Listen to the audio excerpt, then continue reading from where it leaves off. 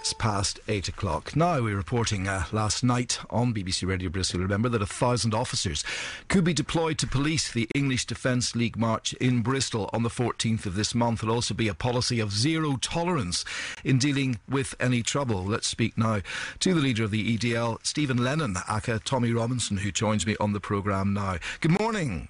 Good morning. First of all, Stephen Lennon is your name. You call yourself Tommy Robinson. Let's clear that one up first of all. Why the change of name? Basically, when this started 3 years ago, I was like most people. I was fearful of the consequences of speaking up. So I hid behind a pseudonym. Since my real name's been revealed, I've had 3 official Osman warnings from the police saying that people were planning to kill me. I've been hospitalised with bruising on the brain. I've had to move my family 3 times. This is what comes when you talk out against the so-called religion of peace. And I think our local organiser now in Bristol, yesterday, I had a phone call from him. He's got police guard at his house. He's had pictures of his children posted through his door. So this is why people hide behind pseudonyms and fake identities. All right, well, we'll come on to why that sort of approach to the way you're dealing with things seems to have come. Tommy, I'll call you out for the sake of this interview, but what do you stand for? The English Defence League. People are listening to this morning. They formed very many views on what you were all about. Tell me in a nutshell what you stand for. We started as a pressure group to oppose militant Islam, to oppose a fascist ideology. Not all sects of Islam. There's some great sects of Islam out there, Sufis for an example. I'm the first person to admit some of the best people I've met through growing up in Luton have been Muslim. We're not against... That's the old line, is I'm not racist, but... But we're not against Wahhabi, Salafi, Deobandi, certain sects of Islam, Saudi-funded, which promote non-integration, which are fascist towards non-Muslims, which are extreme, are flourishing. No one's challenging them. Islamism, political Islam, 7th century Islam, Sharia law, all these things are on the rise. No one dare talk about them. The reason why they don't dare talk about them is because what I just explained to you. People are talking about them all the time, aren't they? You know, there's worldwide intelligence against all sorts of terrorism, wherever that might come from. Why do you think people aren't talking about extremism? Only in the last 3 years have people started having this debate, because we're out. Only in the last 3 years have the police started cracking down on Muslim paedophile gangs. That's simply because of our organisation. They've been allowed to operate for 20 years under the radar, with the police knowing it's going on, with Islamic leaders knowing it's going on, with no one stopping it.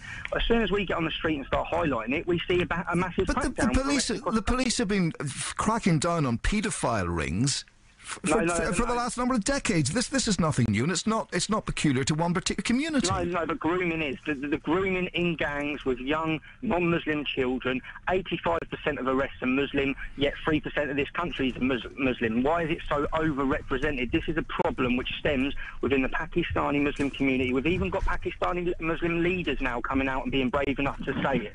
We've got Baroness Lafty saying it, the conservative lady. We've got brave Muslim people coming out and stating the facts, and the facts are that members of our community are being groomed and raped and pimped by sections of the Islamic community, and it's been allowed to go on. Why don't you just come out against extremism, wherever that extremism might come from, Tommy? Why are you picking on one particular community and one particular group of people who read the Quran? Because if Nazism and Islamism are opposite sides of the same coin, they're identical. If Nazism was flourishing in this country, if it was gaining power, if it was infiltrating, if it had 100 courts, like we have 100 Sharia law courts, yeah, we'd be coming out against that. But quite frankly, in this country, the problem is Islamism. And when we talk about the Quran... The problem is Islamism? Islamism, political Islam. I thought you said it was radical Islamism. No, Islamism is radical. There is no moderate Islamism. It's like there's no moderate Nazis. You talk about your organisation looking for where hatred is coming from. Aren't you breeding that hatred by having these sorts of demonstrations where other people are coming and 1,000 police are going to be there and £1 million spent to police it? Aren't you breeding that hatred? You can't be breeding hatred by simply talking about issues. We condemn violence. Our last 30 demonstrations have been completely peaceful. So just because we wish to talk about an ideology, we're somehow called racist. What race is Islam? What race are Muslims? There are no race. This is a fascist ideology. Because when you look on the forums where the English Defence League are mentioned, the language, the hatred towards people of who read the Quran, Pakistanis and the like is absolutely horrendous, isn't it? Not on our forums. It's not. No, you have the odd posting on Facebook. we can't control, which is straight away the people are blocked. But we talk. If you read certain quotes out of the Quran, that's hatred. Kill the disbelievers wherever you find them. What do you make of the Anders Breivik connections? And I know you're going to say that there are various parts of the manifesto, his manifesto, which got quite a lot of coverage. But, but getting mentioned in that time and time again, how do you tell people about that link? That one of the worst mass killers in history mentions the English Defence League. Well, actually, he killed 67. The Prophet Muhammad killed 77. Okay, but the Prophet Muhammad killed 3,000. Well, come on, so that's one of the biggest killers in history. Come on, you've got to connect. Are you happy enough to be mentioned in the same breath as Anders Breivik? I'm disgusted by it. That man is a monster. He took children away from their parents.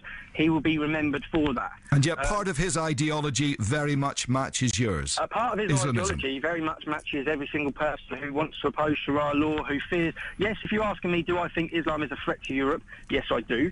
There's 44 countries that have turned to civil war where Islam has gone. It has never ever in history peacefully coexisted. Never. Not once in a country. It is, wherever Islam is, we have war, we have domination, we have supremacy, we have murder. Yeah, let me ask you a couple of quick fire questions on this. How do you describe the people who follow the EDL? How would you personally describe those people? As a multi-faith community. A multi-faith community. So the people who will be standing at your demonstration, Tommy, in Bristol, are a multi-faith community, and the language and the rhetoric that they use is a multi-faith community. Yes, don't believe the media campaign. Come and listen. We are the media. We'll be watching what happens. That's what I'll tell the people from Bristol. Come and listen to what happens. We've got a member of the LGBT community giving a speech.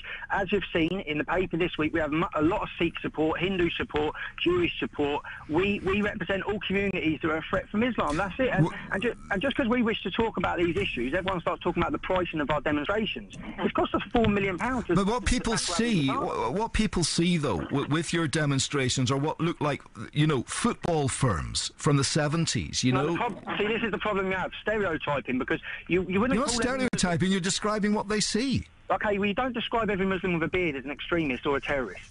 So you shouldn't describe any man just because he looks like an average-age man wearing designer clothes. If that's the case, Tommy, do you agree that there's an image problem? Is this the English that you're proud of? Is this the England that you're trying? Is this the England that you're trying to defend? I agree that politicians and media have downright stereotyped and called anyone who's English, of middle age and with a bald head, a hooligan or a racist.